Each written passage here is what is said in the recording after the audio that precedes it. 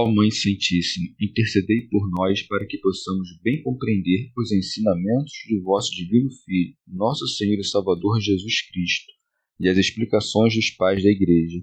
Ó Virgem Imaculada, ofereço-vos este trabalho e peço que abençoeis aqueles que o ouvirem, e que seja para a maior honra e glória de Deus. Amém. Senhor onipotente, purificai o meu coração e os meus lábios.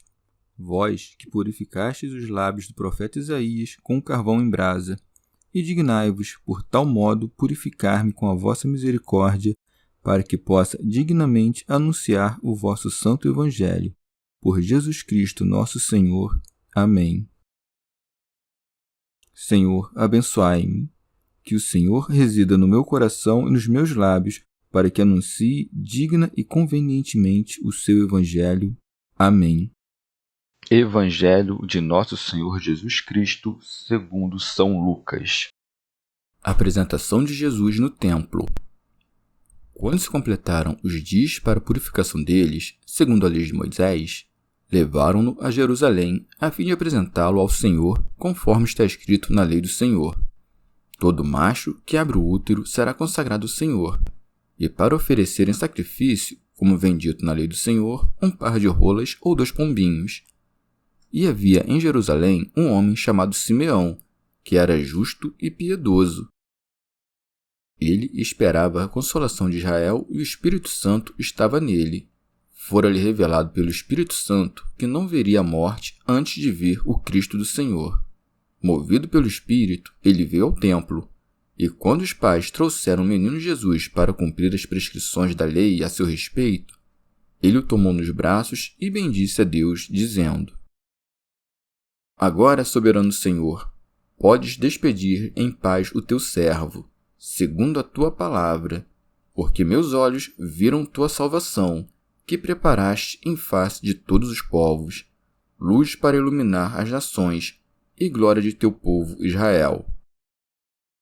Seu pai e sua mãe estavam admirados com o que diziam dele.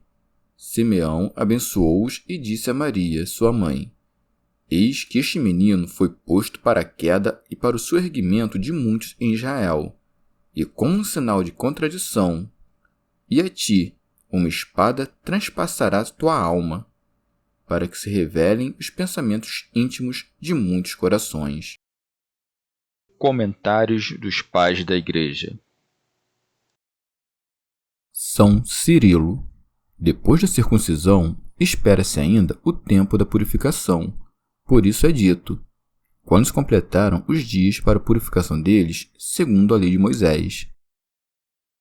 São Beda. Se examinares as palavras da lei com cuidado, descobrirás que a Mãe de Deus, não tendo se unido ao homem, não estava obrigada pelo preceito da lei. Com efeito, não era considerada impura toda mulher que desse à luz, mas a que havia concebido de homem, das quais se distinguia aquela que concebeu e deu à luz sendo virgem. No entanto, para que fôssemos libertos das correntes da lei, assim como Cristo, também a bem-aventurada Maria se submeteu à lei espontaneamente. Tito Bostrense. Por isso, o evangelista diz com propriedade que se completaram os dias da sua purificação segundo a lei. De fato, não tinha necessidade de esperar pelo dia da sua purificação a Virgem Santa que, tendo concebido do Espírito Santo, não conhecera varão. Prossegue. Levaram-no a Jerusalém a fim de apresentá-lo ao Senhor. Santo Atanásio. Quando esteve o Senhor fora do olhar do Pai, e qual lugar existe fora do seu império em que o Senhor possa estar afastado do Pai, para que ele seja levado a Jerusalém e introduzido no templo? Mas talvez essas coisas tenham sido escritas por nossa causa. Com efeito, assim como não se fez homem e foi circuncidado na carne para o seu benefício, mas para nos fazer deuses pela graça e para que sejamos circuncidados espiritualmente, assim também, por nossa causa, foi apresentado ao Senhor para que aprendamos também nós a nos apresentarmos a Ele. São Beda. 33 dias depois de sua circuncisão, é apresentado ao Senhor, indicando misticamente que ninguém que não esteja circunciso de seus vícios é digno de estar diante do Senhor. ninguém que não esteja livre das correntes da morte pode entrar perfeitamente nas alegrias da cidade celeste. Segue, segundo o que está escrito na lei do Senhor. Orígenes. Onde estão os que negam que Cristo pregou no Evangelho o Deus da lei? Pode-se pensar que Deus, sendo bom, submeteu seu filho à lei do inimigo que ele não havia dado? Com efeito, é na lei de Moisés que está escrito isto: todo macho que abre o útero será consagrado ao Senhor. São Beda. A palavra primogênito refere-se ao primogênito do homem e do animal. Ambos, segundo o mandamento da lei, deviam ser consagrados e, portanto, pertencer ao sacerdote, de modo que este devia receber um preço pelo primogênito e purificar todo animal impuro. São Gregório de Nissa. Este mandamento da lei parece cumprir-se de modo singular no Deus encarnado. Com efeito, somente ele, concebido de maneira inefável e dado à luz de maneira incompreensível, abriu o seio virginal, não aberto antes pela união marital e que também depois do parto conservou miraculosamente o sinal da castidade. Santo Ambrósio.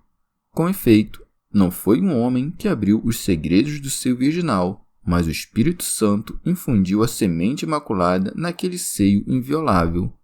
Aquele, pois, que santificou o ventre de outra para que nascesse um profeta, é o mesmo que abriu o seio de sua mãe para que nascesse o Imaculado. São Beda. As palavras que abriu o seio são um modo costumeiro de falar. Não se deve pensar que a morada do ventre santo, santificada pelo Senhor com a sua entrada, tenha sido privada de sua virgindade com a sua saída. São Gregório de Nissa. Somente este parto é de varão, em sentido espiritual, porque não carregou nada da culpa feminina. Por isso é chamado santo em verdade. Também por isso, Gabriel, como que recordando que esse mandamento somente se refere a este parto, disse: o que nascerá santo será chamado filho de Deus. Quanto aos outros primogênitos, a sabedoria evangélica determinou que fossem chamados santos, porque, sendo oferecidos a Deus, se fizeram dignos desse nome. Mas quanto ao primogênito de toda criatura, o anjo anuncia que nasce santo, porque o é por si mesmo. Santo Ambrósio. Somente o Senhor Jesus, entre os nascidos de mulher, é santo em todas as coisas, porque não experimentou no seu parto maculado o contágio da corrupção terrena, que repeliu por sua majestade celestial. Com efeito, se seguimos o sentido literal, como pode todo varão ter sido santo se é manifesto que muitos foram imundíssimos? Ele, porém, é o santo que os mandamentos da lei prefiguravam, pois somente ele abriria os segredos do seio da Igreja, santa e virgem, para gerar nações. São Cirilo. Ó, profundidade das riquezas da sabedoria e da ciência de Deus!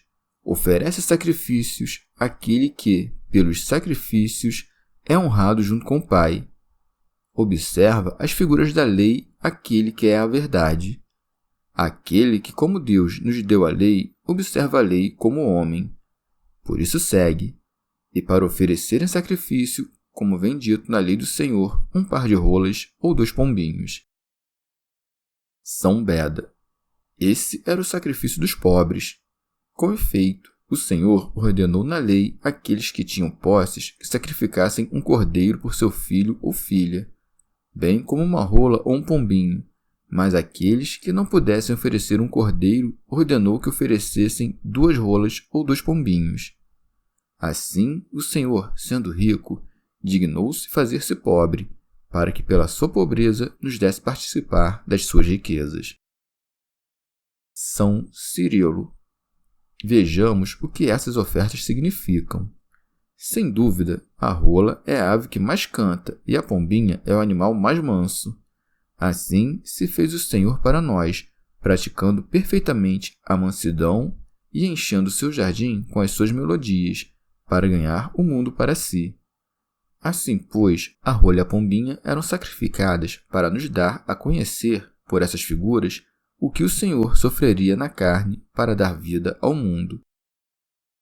São Beda. A pombinha significa a simplicidade e a rola a castidade.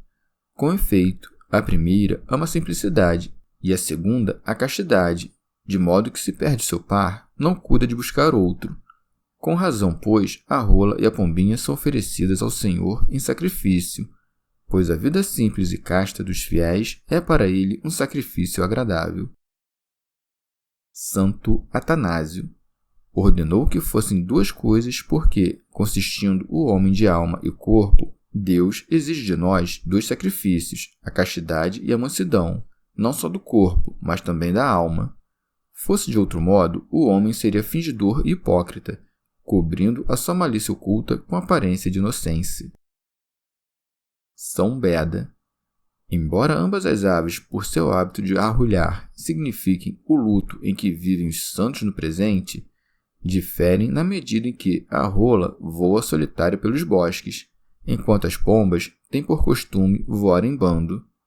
Por isso, umas representam as lágrimas secretas das orações, enquanto outras representam as reuniões públicas da igreja. Ou a pomba, que voa em bando, indica a agitação da vida ativa, enquanto a rola, que se alegra na solidão, anuncia as alturas da vida contemplativa.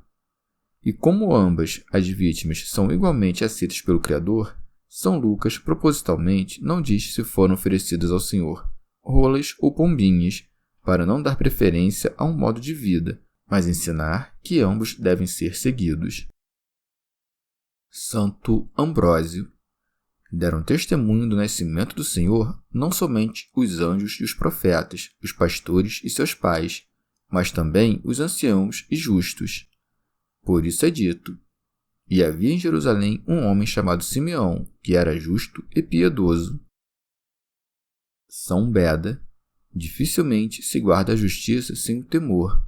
Não me refiro ao temor de perder os bens temporais, que o amor perfeito repele, mas ao santo temor de Deus, que permanece eternamente, pelo qual o justo, quando mais ardentemente ama a Deus, com tanto mais zelo cuida de não o ofender. Santo Ambrósio. E com razão é chamado justo aquele que não buscava o seu bem, mas o bem do povo. Por isso segue: ele esperava a consolação de Israel. São Gregório de Nissa. O prudente Simeão certamente não esperava a felicidade mundana para a consolação de Israel, mas a passagem da sombra da lei para a beleza da verdade. Com efeito, sabia por um oráculo que veria o Cristo do Senhor antes de abandonar este mundo.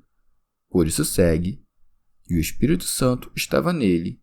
De fato, era pelo Espírito Santo que se fazia justo. Fora-lhe revelado pelo Espírito Santo que não veria a morte antes de ver o Cristo do Senhor. Santo Ambrósio. Desejava de fato livrar-se das correntes da fraqueza do corpo, mas esperava ver o que lhe fora prometido, pois sabia que são bem-aventurados os olhos que o veem. São Gregório Magno. Aqui aprendemos também com quão grande desejo os homens santos do povo de Israel desejavam ver o mistério da sua encarnação. São Beda. Ver a morte significa sofrê-la. Com muita felicidade verá a morte da carne todo aquele que estiver se esforçando para ver com os olhos do coração o Cristo do Senhor, tendo a sua vida na Jerusalém celeste, frequentando os umbrais do templo de Deus, isto é, seguindo o exemplo dos santos nos quais Deus tem a sua morada. Pela mesma graça do Espírito Santo, pela qual soubera que ele viria, sabe agora que ele veio. Por isso segue: movido pelo Espírito, ele veio ao templo. Orígenes. E tu, se queres segurar a Jesus e abraçá-lo com tuas mãos, esforça-te com todas as suas forças para ter como guia o Espírito e vir ao templo de Deus. Com efeito, prossegue: e quando os pais trouxeram, isto é, Maria sua mãe e José, que pensavam ser seu pai, o menino Jesus para cumprir as prescrições da lei a seu respeito, ele o tomou nos braços. São Gregório de Nissa.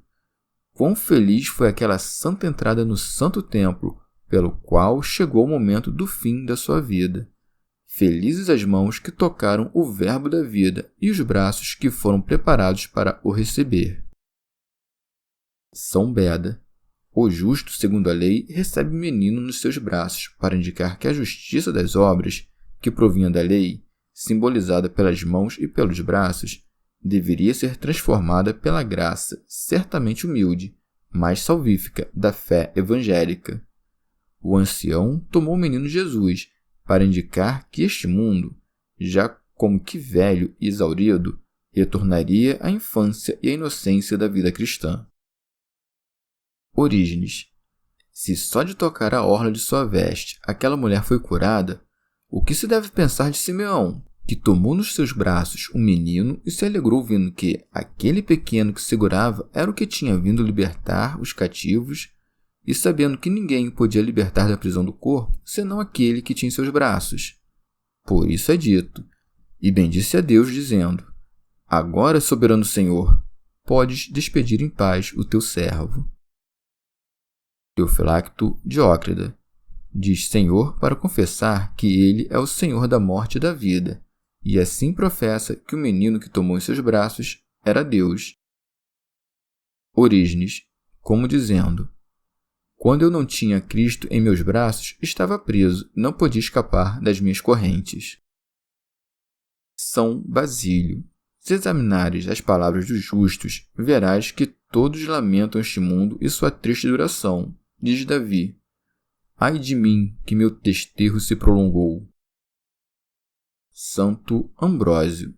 Vê, pois, que este justo, como que encerrado nos cárceres da sua massa corpórea, quer ser libertado para começar a existir com Cristo.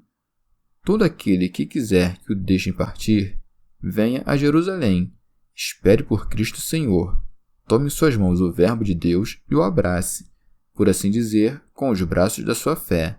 Então será liberado para que não veja a morte aquele que viu a vida. Expositor grego. Simeão bendizia a Deus, entre outras coisas, porque o que lhe fora prometido se cumpriu verdadeiramente. Mereceu ver com os olhos a consolação de Israel e tê-la em suas mãos.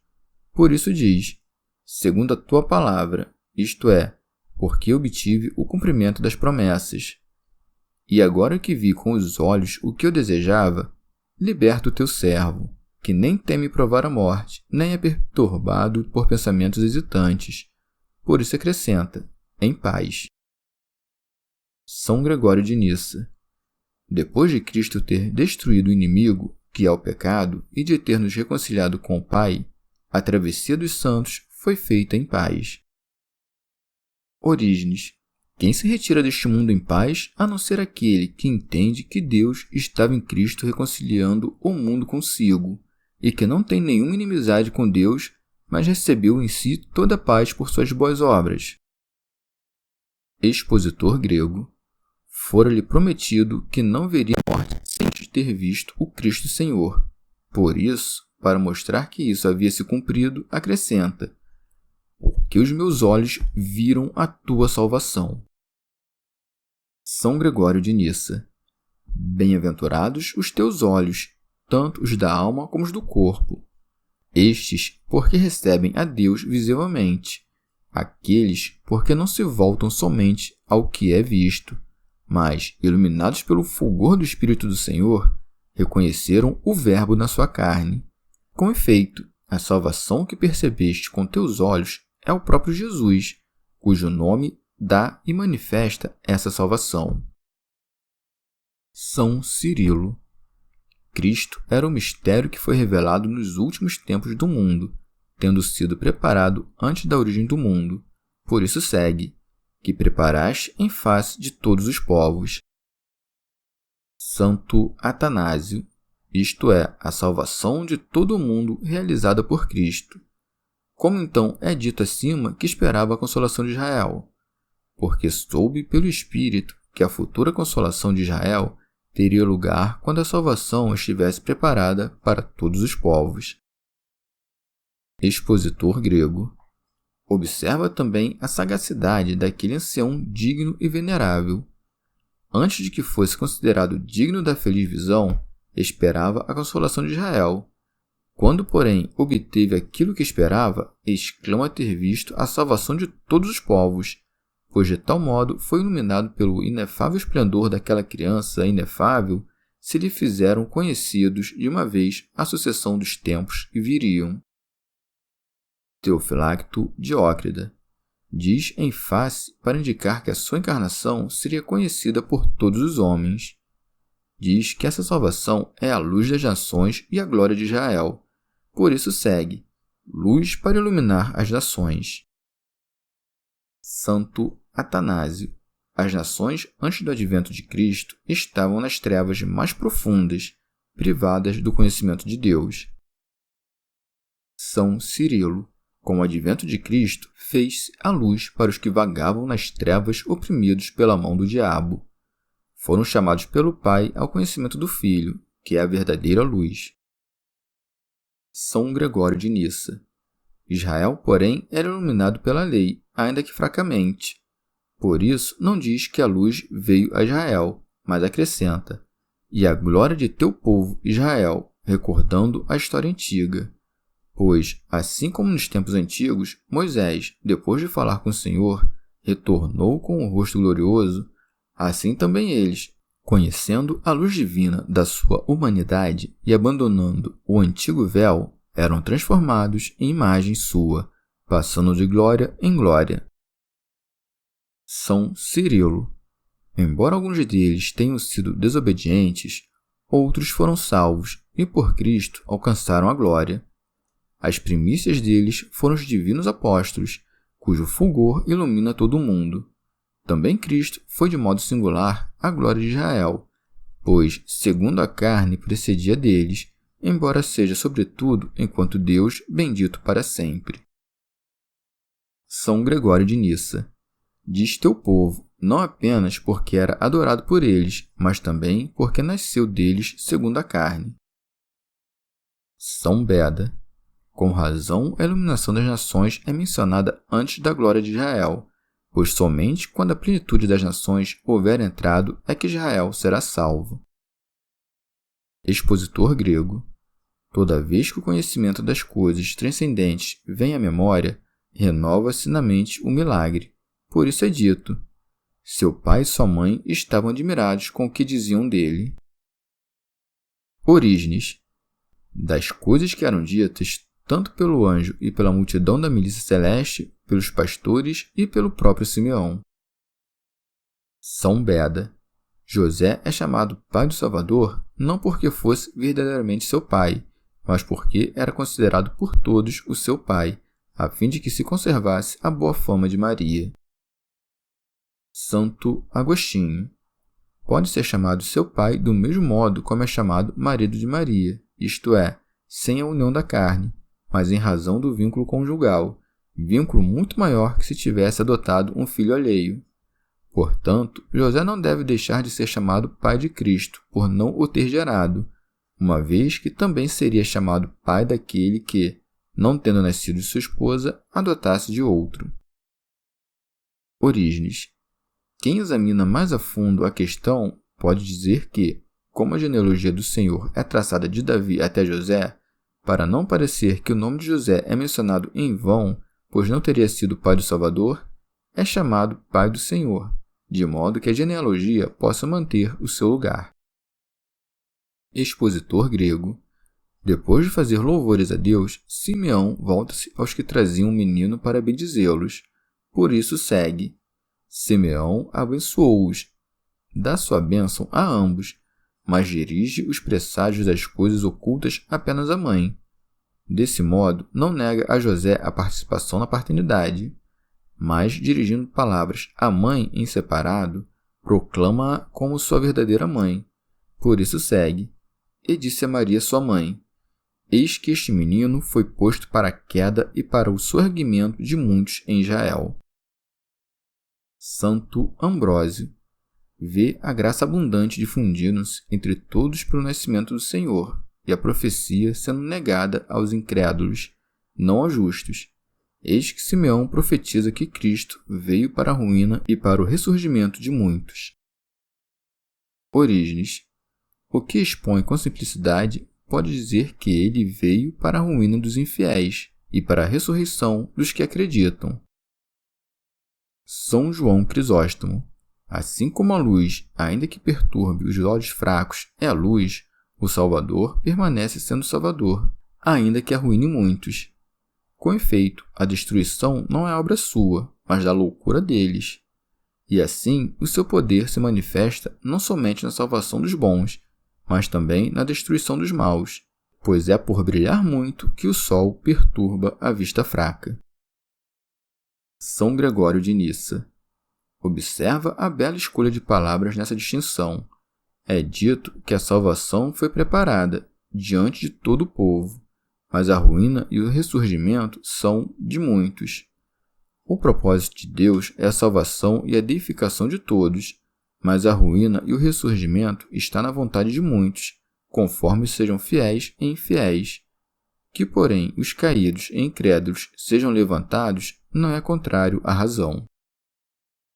Orígenes. O intérprete cuidadoso dirá que não pode cair senão o que esteja antes de pé. Diz-me, portanto, quem é aquele que estava de pé e que Cristo veio para levar à ruína? São Gregório de Nissa. Por essas palavras, indica a ruína dos que estão mais embaixo, pois não devem ser punidos do mesmo modo os que viveram antes e os que viveram depois do mistério da encarnação. E indica principalmente os de Israel, que haviam necessariamente de ser privados dos antigos bens e pagar com penas mais graves que todas as outras nações, porque não quiseram receber aquele que havia sido profetizado entre eles, adorado por eles e nascido deles. Por isso, são ameaçados de modo especial com a ruína, não somente de sua salvação espiritual, mas também da sua cidade e dos seus habitantes. A ressurreição, por outro lado, é prometida aos que creem, tanto aos que jaziam sob a lei e haviam de ser libertados de sua servidão, como aos que foram sepultados com Cristo e haviam de ressuscitar com ele. Compreende com essas palavras, pela concórdia do seu sentido com as palavras dos profetas, que um e mesmo Deus e legislador falou pelos profetas e no Novo Testamento, pois as palavras dos profetas declaram que haveria uma rocha na ruína e uma pedra de tropeço, para que aqueles que crescem nele não fossem confundidos. Orígenes. Há também um sentido mais profundo dirigido contra aqueles que latem contra o Criador, dizendo: Eis o Deus da lei e dos profetas, vede como ele é. Ele diz: Eu faço morrer e faço viver. Se por isso ele é um juiz sanguinário, criador cruel, também o é Jesus, seu filho. De fato, as mesmas coisas se escrevem aqui a respeito dele, que veio para a ruína e para a ressurreição de muitos. Santo Ambrósio. Isto é, para discernir os méritos dos justos e dos injustos e, segundo as nossas obras, como o juiz verdadeiro e justo, determinar os suplícios ou os prêmios. Orígenes. Devemos ver que o Salvador não veio igualmente para a ruína e para a ressurreição. Com efeito, porque eu estava em pecado, foi-me útil cair e morrer para o pecado. Os santos profetas, quando contemplavam algo excelso, caíam sobre suas faces, para que, por sua ruína, fossem mais plenamente limpos do pecado. Isso é o que o Salvador te concede em primeiro lugar. Eras pecador. Caia em ti o que era pecado, para que possas então ressuscitar e dizer: se morremos com ele, também com ele viveremos. São João Crisóstomo. A ressurreição é uma vida nova. Com efeito, quando o lascivo se faz casto, o avaro misericordioso e o furioso manso, então se opera a ressurreição. O pecado morre e ressuscita a justiça. Prossegue. E como um sinal de contradição. São Basílio. Com propriedade, a cruz é chamada pela Escritura sinal de contradição, pois diz que Moisés fez uma serpente de bronze e a pôs por sinal. São Gregório de Nissa. Reúne desonra e glória. Com efeito, para nós cristãos é verdadeiramente um sinal de contradição, pois, enquanto para uns é ridículo e horrível, para outros é digno de veneração. Ou talvez o próprio Cristo seja chamado de sinal, porque existe acima da natureza e é o autor dos sinais. São Basílio.